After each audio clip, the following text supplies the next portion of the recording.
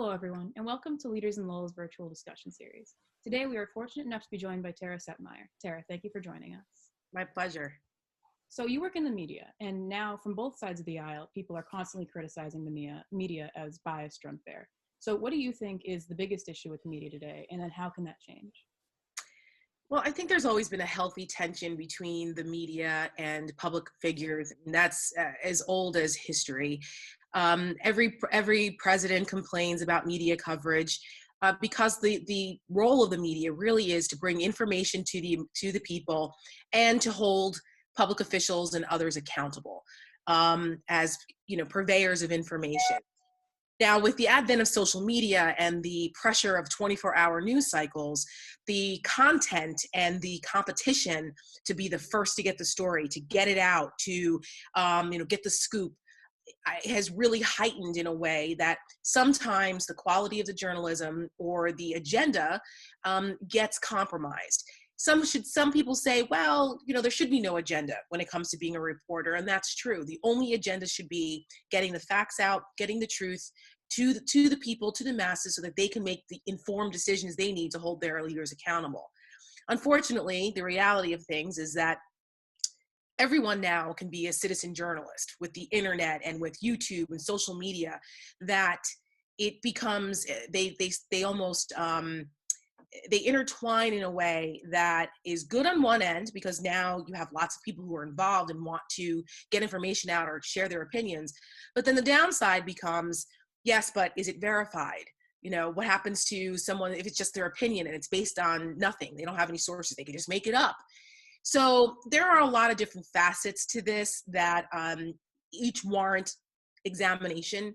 But I think the main problem we have right now is that we're so divided as a country that even people can't even agree on whether the sun rises in the east and sets in the west. And you have people who are in the news and full-on news channels that would sit there and actually excuse science and dispute it and say, well, no, the sun doesn't rise in the east. Who said that? Those are these elitist experts. What do they know? I believe that the sun rises in the west. And who are you to tell me that I can't have that opinion? That's what I believe. This is a problem, especially now in the environment we're in, where we're in a global pandemic, we're in a national health crisis, where expertise and facts and knowledge and information for people who are scared and don't know what's going on really, really needs to be the priority. And having such a distrust in the media on both sides, this happens, we're seeing it a little bit more on one side than the other in mainstream media now. The Fox News is in the kind of the right-wing side of things. But there were agendas on the left side of things too. Many years, conservatives complained that there wasn't enough representation, which is kind of created the Fox Newses and talk radio.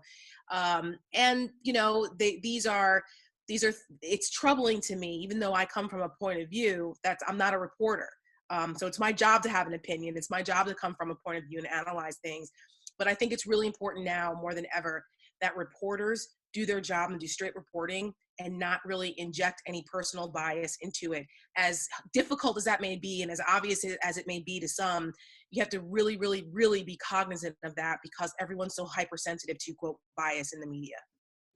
And so some of our past speakers have talked about the difference between kind of opinion news and opinion news shows and factual news shows. Yeah. How do you think people now can really tell the difference, and how important is it that they do tell the difference between opinion-based reporting and shows and factual shows? Yeah. Well, I think the greatest example of that, where you have opinion news versus opinion shows versus hard news, is Fox News. So, and even MSNBC. Now, I work for CNN, and CNN would argue that, well, we don't have any necessarily opinion shows like that everyone's straight news. But I think now you can see some anchors are taking a little bit more liberty and injecting their opinions in prime time than in the past. But Fox News is the most blatant example, and even MSNBC has made some changes here too. But during the day, you see hard news, right? Let's take out Fox and Friends. That doesn't count. Dana Perino's show, and back when Shepard Smith used to be on, he was hard news. Brett Baer, hard news. Everybody else, though, once you start getting into prime time, that's all opinion. And I think the way that you can differentiate is who the types of people they're bringing on. Pay attention. Are they experts or are they pundits? You know, are these people who are they, like, let's just use coronavirus because that's what we're living through right now as an example. Are the people who are expressing these opinions, are they epidemiologists? Do they have medical degrees?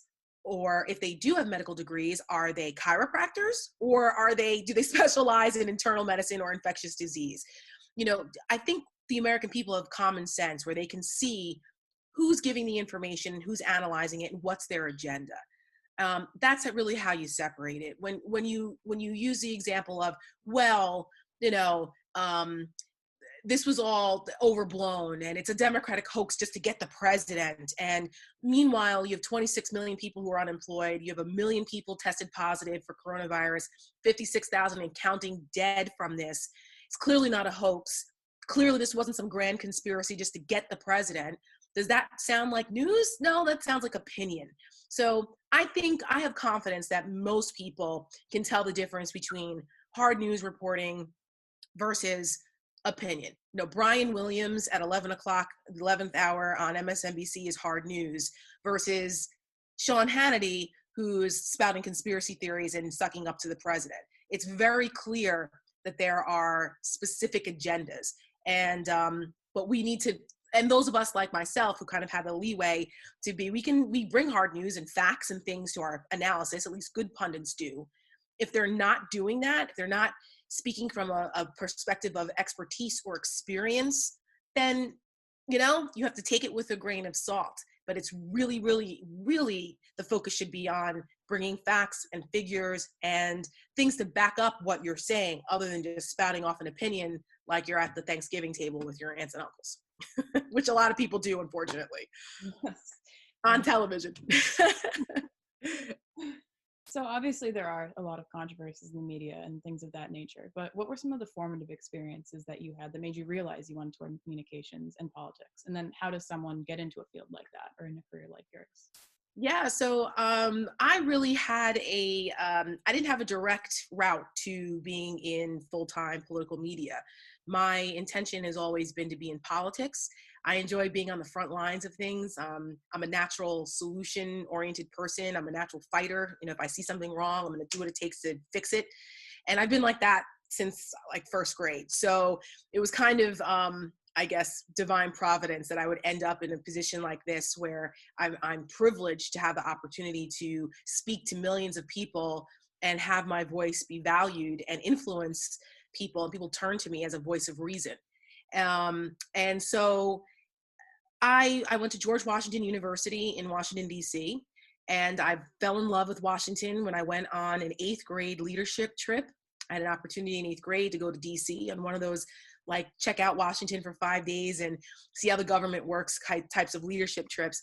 And I was just fascinated. I looked around Washington and I just looked at the history, and I looked at, you know, we went to Capitol Hill and the bells and the floor of the House and the Capitol. It was all very, very intoxicating for me. I thought, this is amazing. This is where I want to be. It's the epicenter of power, and you have the ability to change lives here. And it seems a little esoteric at 13 that I was even thinking that way, but I was an only child. I'm a little different, and I'm just very introspective about stuff. So that I made a decision when I was 13 that Washington, D.C. is the place I want to be. And George Washington University was the place. And so it gave me an opportunity to be fully immersed into D.C. politics.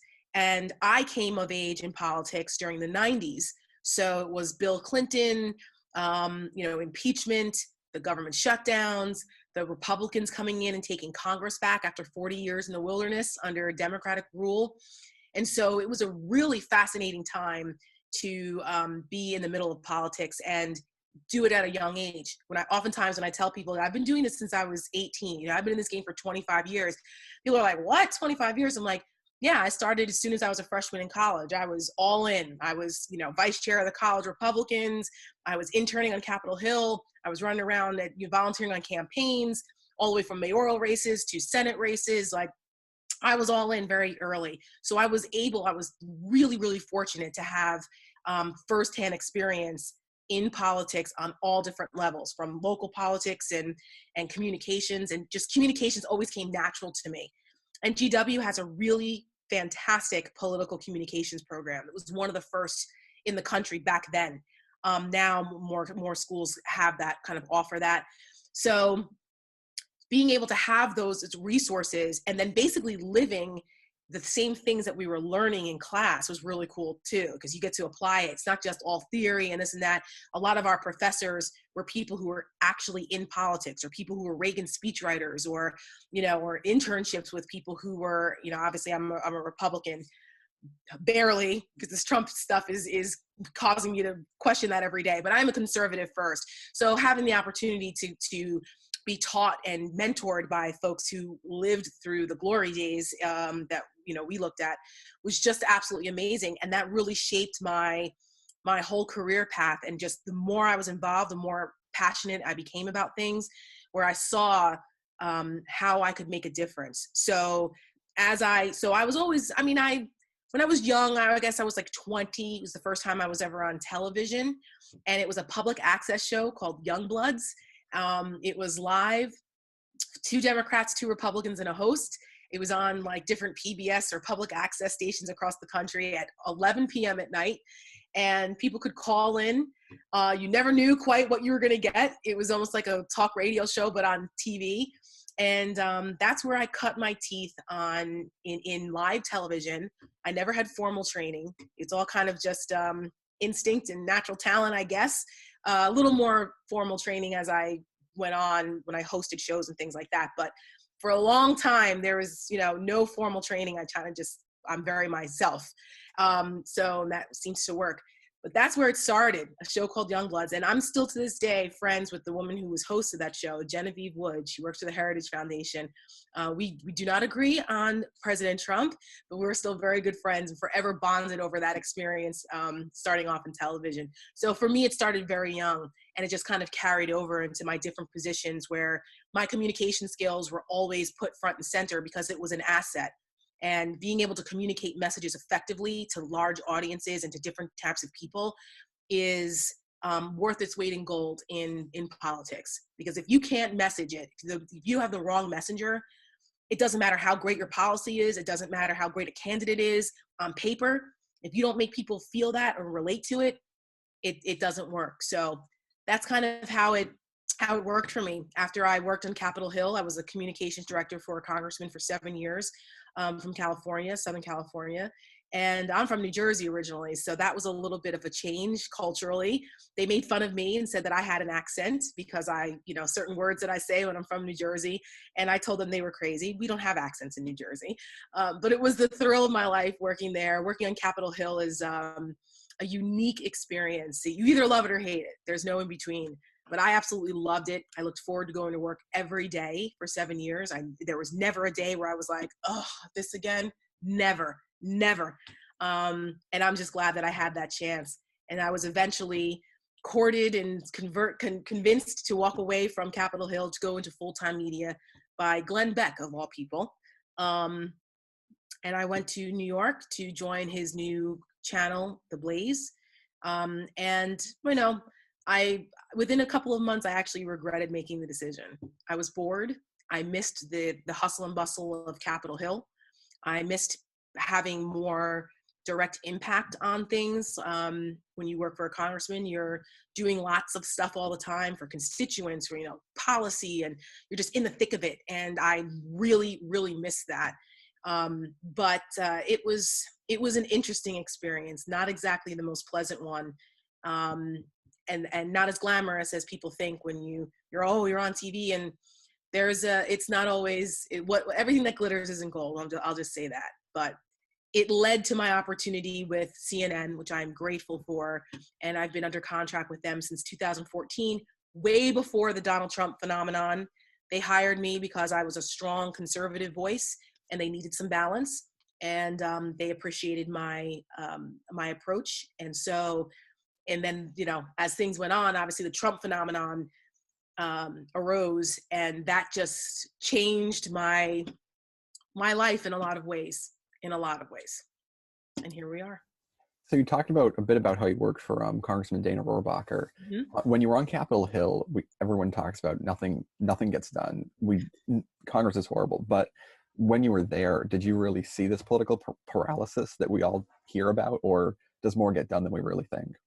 Yeah, I mean, so I was on the House side, and I prefer the House side to the Senate. No disrespect to my colleagues on the Senate side in the upper chamber. I did intern on the Senate side when I was in college for a senator from Idaho, which was very cool. And I'm very glad I got a chance to experience the Senate. But the Senate's not for everyone. The Senate, nothing gets done. I mean, it's a graveyard. It's where things go to die. It is a Byzantine, parliamentary, rule heavy, people are elected every 6 years, so there's really no sense of political urgency. The Senate is really, everything moves at a glacial pace there. The House is very different. The People's House, every 2 years people get elected, so you have to make sure you're getting things done for your constituents or you're out. So a lot more does get done than people realize. There's constant committee hearings and legislation being marked up, which is when you have a piece of legislation and it goes to a subcommittee and the subcommittee of jurisdiction, and they go through it line by line, different amendments, and it's kind of how the sausage is made when it comes to writing bills. And that happens all the time. That's constantly happening. And that's stuff that the average person just doesn't see. So a lot does get done. All people see are the final products. And sometimes it looks like, what are these people doing? They're just there sitting in their offices, going to get with their perks and as members of Congress, and they're not doing anything. But no, there's always something to get done. And if it's not bills and passing legislation, or it's constituent work, which is really the heart and soul of what being a member of Congress is about, is taking care of your district back home. It's not always about, this bill or that bill. Obviously that's important, government runs that way, but there are a lot of other aspects of being in Congress that are going on constantly.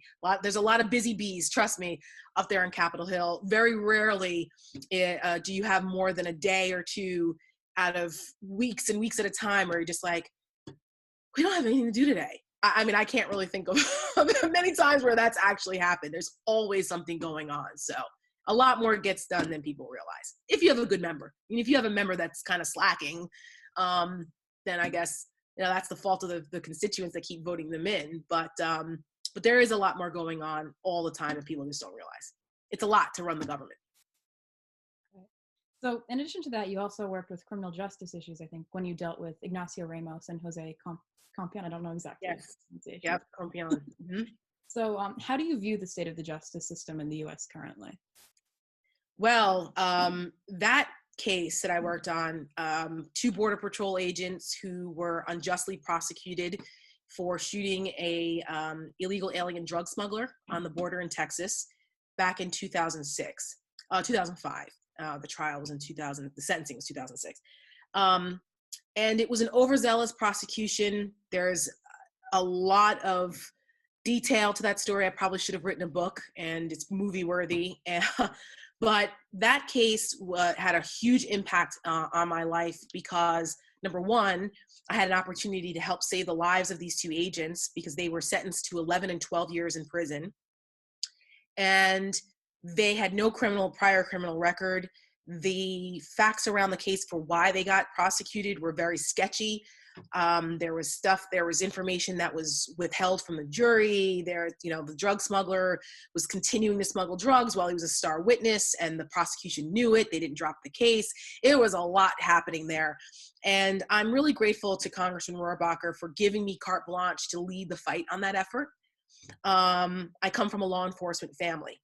So my grandfather was captain of the town that I lived in. He was captain of our town police for 40 years. My husband is a federal law enforcement agent going on 20 years.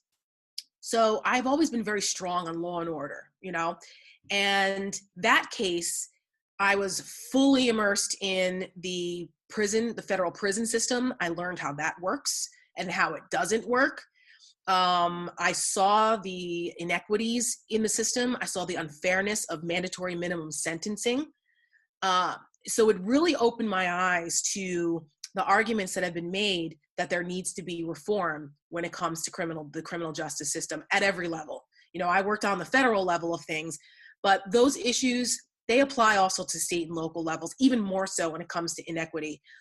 Looking at the quality of representation, you know, how many people go to prison that are minorities, that are, or, you know, that are poor because they have public defenders and they plead the cases out 95% of the time because they can't be bothered to actually prosecute a case. They just force people to plea. You know, these people are overworked, they're overburdened and underpaid. So are they really giving the best representation, the best defense to some of these people? No, oftentimes.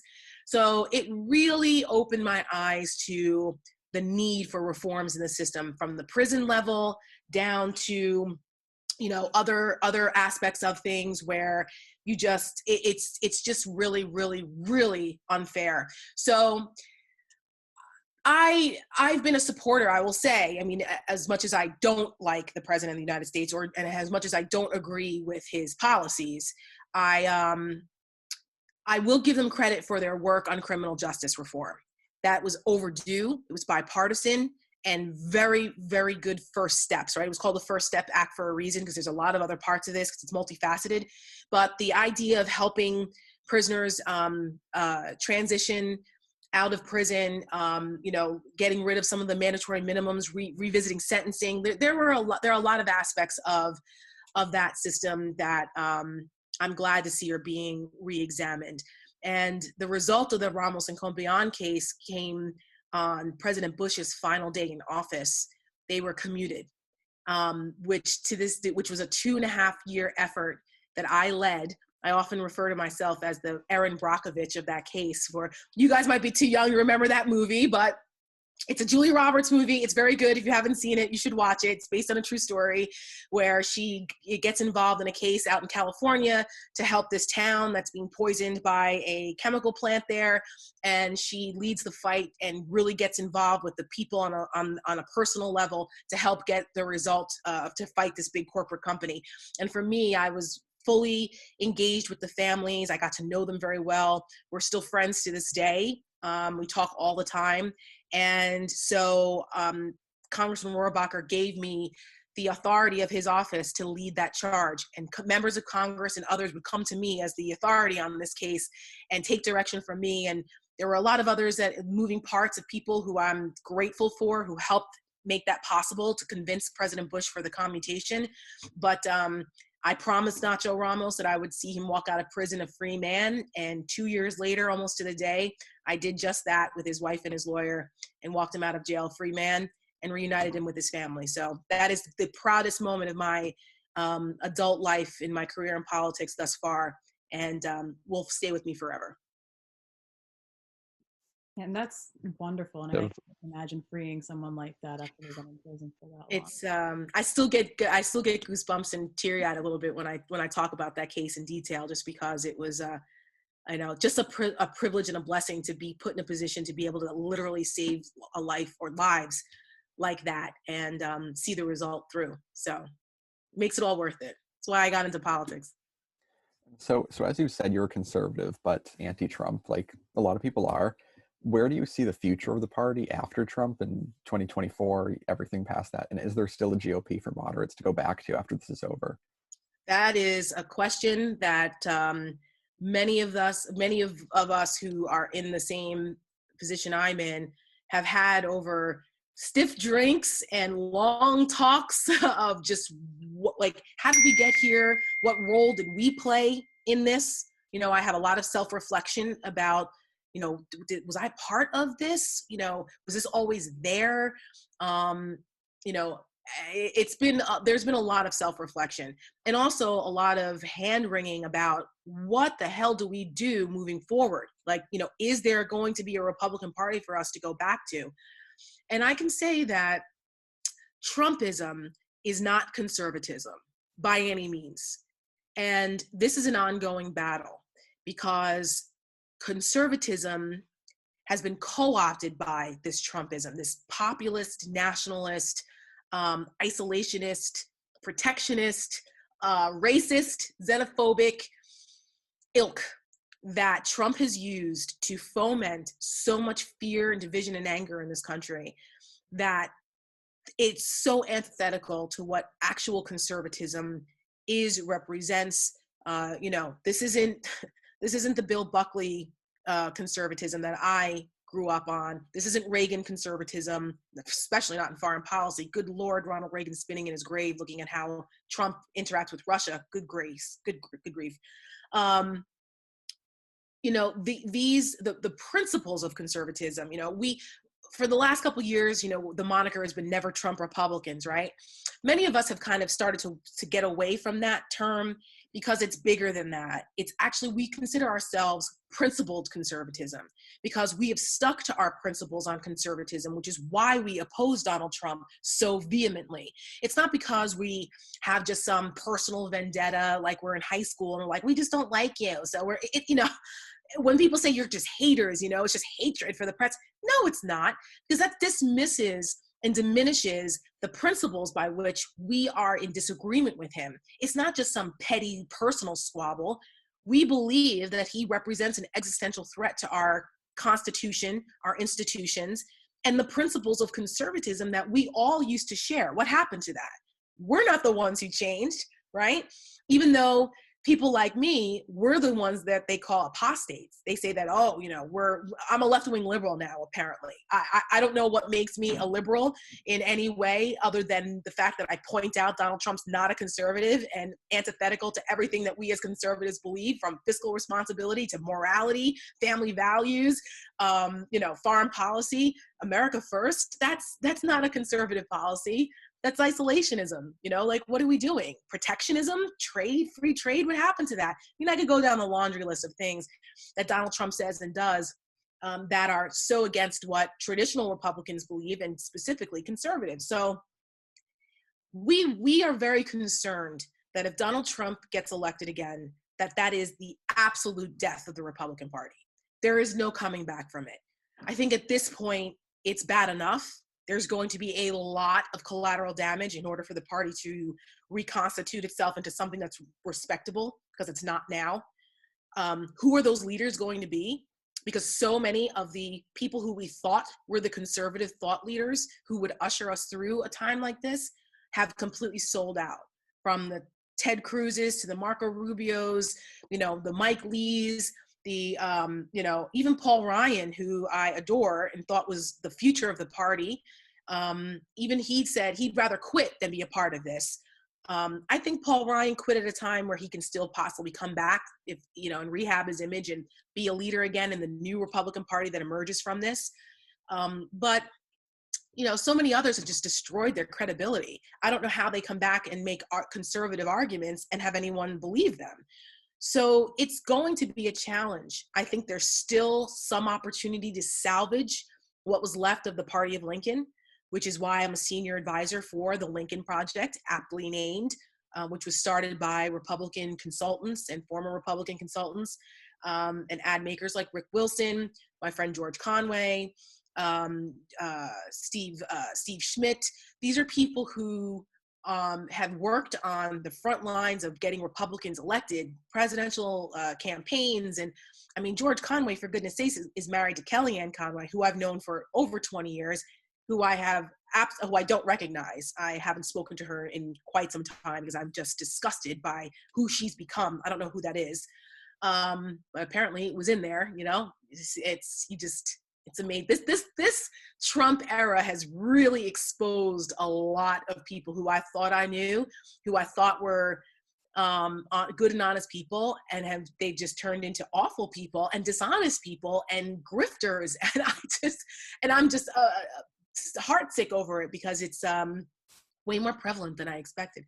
But anyway, the Lincoln Project is one of the groups that has really welcomed in the kinds of people who are looking to see, like, what is life going to be like after we get this guy out of office? The priority has to be, if there's any hope of any healthy Republican Party of any sort, it cannot be with Donald Trump at the helm of it. Same thing with Stand Up Republic, which is an organization I sit on the board of, which was started by Evan McMullen and Mindy Finn, who ran as independent conservatives during 2016, and who I actually voted for I did not vote for Hillary Clinton or Trump in 2016 out of principle. That's not going to be the case this time, not because my principles aren't important, but I just think that the priority is Donald Trump has to go at all costs. So yes, I see that Justin Amash has recently announced he's exploring running for president. I like Justin. I agree with him on a lot of things. Some things I don't, as a libertarian for him. But I think it's a huge mistake. He's going to draw votes away from Joe Biden, especially in places like Michigan, where he's from, and Trump only won Michigan by 11,000 votes. That's less than a NBA basketball game. And I just think that this is not the time we can fight that revolution later, right? That was the same argument that the left wing, some liberals to say, the Bernie Sanders, we're not voting for anyone. Listen, none of your stuff is going to even be possibly entertained if Trump wins again. So fight the revolution later, right? So Thomas Friedman said in the New York Times. I feel the same way as conservatives. Look, we'll fight those policy differences later. None of that matters if Donald Trump is in office again, because he's literally a threat to our constitutional institutions and our republic.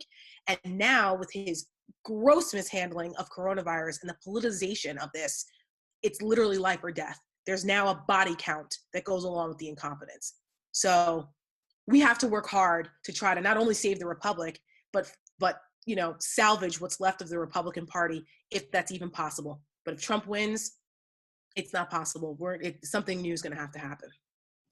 So with this next election happening, do you think right now the political system seems so void of real leadership on both sides of the aisle? Do you think after this election we can see a real return to real leaders, strong leaders, John McCain, Paul Ryan, the Ted Kennedys of the world? Do you think we'll see that, or no?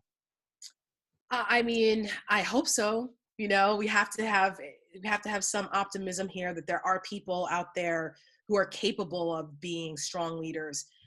Why I support Joe Biden in this election, despite my political differences with him on policy, is partially because I know that he's a good and decent man. And being a good leader starts with being a good and decent person. There's no hope of inspiring others to emerge who have those qualities when it flows from the top. We look at what's been unearthed with Donald Trump there at the top, and it hasn't been our best. As much as he tries to claim that, it hasn't been. We've seen the worst of this country, the worst that we've seen in generations, and it flows from the top. So are there leaders like that out there? Absolutely. Just look at what's going on a local level with our governors and mayors and the way that they're handling the coronavirus crisis in their states and localities. You're starting to see some real leaders emerge, whether it's Larry Hogan, the Republican governor of Maryland, putting politics aside and doing what he needs to do to take care of his state, or Cuomo in New York, or Gretchen Whitmer in Michigan. You're seeing people, you're starting to see the best of people in a time of crisis, because that's really a good measure of how a leader leads, is in crisis. So they're out there, but you have to create an environment that is conducive for them to want to step forward. I know there's a lot of people, especially women, who are like, we're not getting in the middle of this because this is awful. Do I want to risk my family, get things getting torn apart and all that? But then you also saw a lot of women say enough is enough and step up to the plate. And record numbers of women ran in 2018 in the midterms and won. It was another year of the woman situation like we had in 1992. There's usually watershed moments that inspire people to say enough is enough. If they can do it, I can do it too, and better. So I'm going to throw my hat in the ring. So I think it starts with getting Joe Biden elected and purging our politics of the ilk that Donald Trump has injected into it, which is not going to be easy. And especially when you have an entire media apparatus on the other side there fomenting this, it's going to be a challenge. But I think the country is up for the challenge. I hope. We'll see. So this general election is obviously going to be one of the craziest and maybe the closest we've ever seen. How do you think this is going to play out in November with all these factors? It's I'm out of the prediction business after what happened in 2016. all of the conventional wisdom has been right out the window. There's nothing conventional about most of what's going on. Certain axioms, political axioms still apply, like voter turnout, enthusiasm. You know, whoever has the most enthusiasm will win, which is why Trump uses fear-mongering and anger as his political currency, because he knows that's a strong motivator for people. You know, in 2008, it was hope and change, right? Well, people were angry about what happened with the financial crisis, the Iraq and Afghanistan wars. They were tired of it. And Barack Obama offered a more powerful message in hope and change. So in 2016, we all know what Trump did. What happens in 2020? It is a referendum on him. Nothing else is a factor. It is a total referendum on Donald Trump. Will enough people say, I've had it with this. I've had it with the chaos every day. I've had it with the sucking up to dictators. I've had it with the corruption. I've had it with the incompetence. I've had it with the absolute sociopathy of this guy. You know, do we continually want a malignant narcissist in the White House to lead us? I use that term loosely, through crisis, because this isn't the only crisis we'll face. I mean, the world is a dangerous place. We still got China and Russia and terrorism and Iran. And I mean, there's a lot of other things going on here that we need a cogent and competent president to handle. So what happens? How do the American people react to this? It's tough to say. You know, we often say that a week is a lifetime in politics, which is true. Just ask the Democratic primary field what a difference a week can make, right? I mean, Joe Biden went from being almost dead in the water politically to being the nominee in about 10 days. So things happen very quickly in politics. From now until November, that is an eternity away. So many things can happen between now and then. But most of the time, what motivates people is how it affects them personally. How does it impact me? Which is why the economy is always a strong underlying motivational factor for folks. Because what's happening over there, or, you know, this and that, it's a little, you know, it's tangential to people. But if it affects my pockets, you know, the kitchen table issues, how does it affect my family? That is a strong motivator for people. So how coronavirus impacts certain communities, impacts families. You know, if your uncle died from taking hydroxychloroquine because the president said, oh, it's a miracle drug, it's going to work. You're like, you know, I don't think I can continue to vote for someone or support someone that's putting this kind of stuff out. Look at how many people died in my community, my family, or how irresponsible this has been. Or, you know, we opened our business too soon and, you know, 50 more people got sick and half of them died. Like, there are so many things that come into play when people decide to go out and vote. But usually it's, how does it impact me and my family? That's always the underlying factor. So what that looks like, what those factors are on November 3rd, it's tough to say. Nobody saw this coming 3 months ago, right? Adam Schiff was, during the impeachment hearing, gave an unbelievable closing argument. And in that closing argument, this is obviously pre-coronavirus, he was mentioning about how much damage, if you don't remove Trump now, how much damage could he do between now and the election? I think we've seen that, 56,000 deaths later. So that is all the time we have for today, but we just want to thank all of our partners, America's Promise Alliance, Nancy Donahue, and the Greater Lowell Community Foundation for their support. Thank you to everyone who's listening and watching this. And most importantly, thank you to Tara for being with us today and sharing your time and knowledge. My absolute pleasure. And everyone who's eligible to vote, go and vote. It's the most important election of your lifetime. People have fought, bled, and died for our right to vote. And your vote matters. Your vote matters, especially in this election, whether it's state, local, or federal. Make sure you not only register, but go out and vote and take 5 people with you.